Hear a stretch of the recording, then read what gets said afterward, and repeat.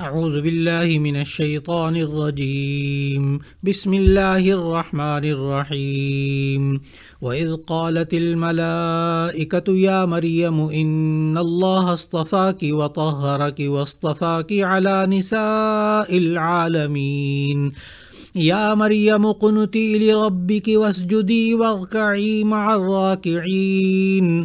ذلك من أنباء الغيب نوحيه إليك وما كنت لديهم إذ يلقون أقلامهم أيهم يكفل مريم وما كنت لديهم إذ يختصمون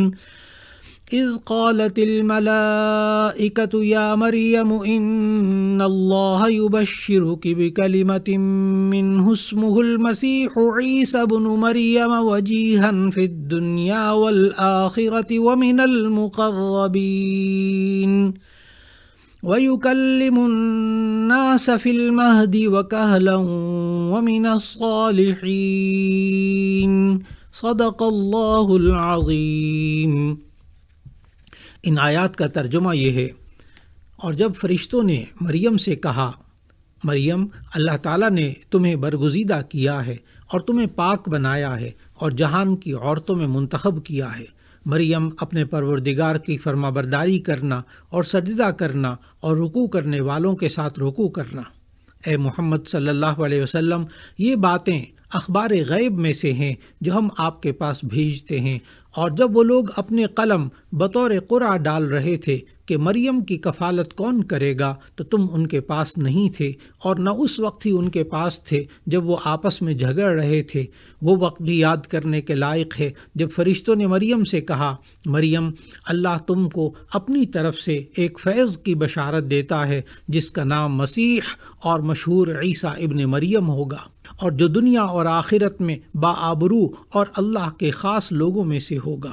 اور ماں کی گود میں اور بڑی عمر ہو کر دونوں حالتوں میں لوگوں سے یکساں گفتگو کرے گا اور نیکوکاروں میں سے ہوگا۔ سورہ آل عمران کی آیت 33 میں اللہ رب العزت نے فرمایا تھا کہ آل عمران کو اللہ نے منتخب فرمایا۔ پھر اس کے بعد حضرت مریم علیہ السلام کی پیدائش کا ذکر فرمایا۔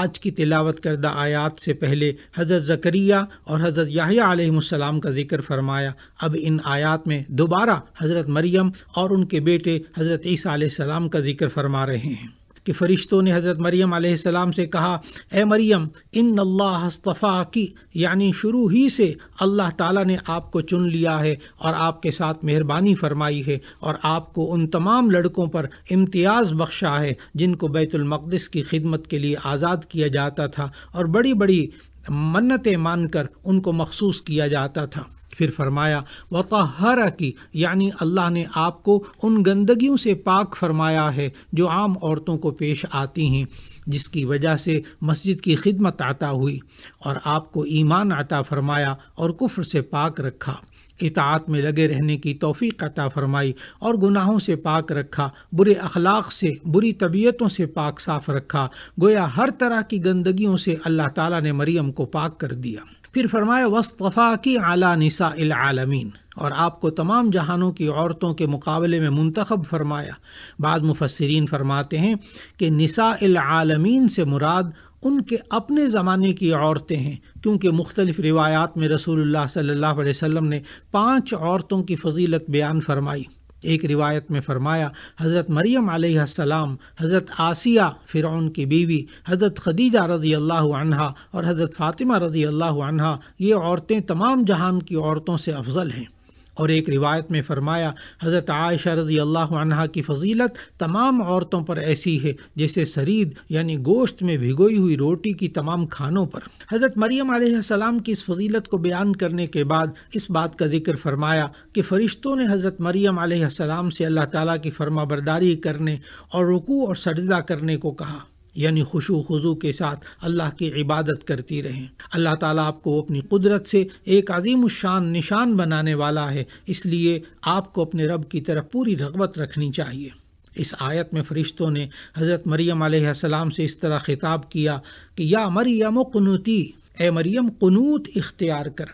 قنوت کے معنی اصل میں اطاعت کے ہیں، ایسی اطاعت جو عاجزی اور دل کی حاضری کے ساتھ ہو، جیسے سورہ روم کی آیت نمبر 26 میں فرمایا وَلَهُ مَن فِي السَّمَاوَاتِ وَالْأَرْضِ كُلٌّ لَهُ قَانِتُونَ، یعنی اللہ تعالیٰ کے ماتحتی اور ملکیت میں زمین و آسمان کی ہر چیز ہے، سب کے سب اس کے محکوم اور اس کے تابع ہیں۔ قرآن مجید میں جہاں کہیں بھی لفظ قنوت آیا ہے اس سے مراد اطاعت گزاری ہے۔ ایک معنی قنوت کا نماز میں لمبے لمبے رکوع کرنے کے بھی آیا ہے۔ روایت میں ہے کہ حضرت مریم علیہ السلام اپنی عبادت خانے میں اس قدر بکثرت باخشوع اور لمبی نمازیں پڑھا کرتی تھیں کہ دونوں پاؤں میں بسا اوقات زرد پانی اتر آتا تھا۔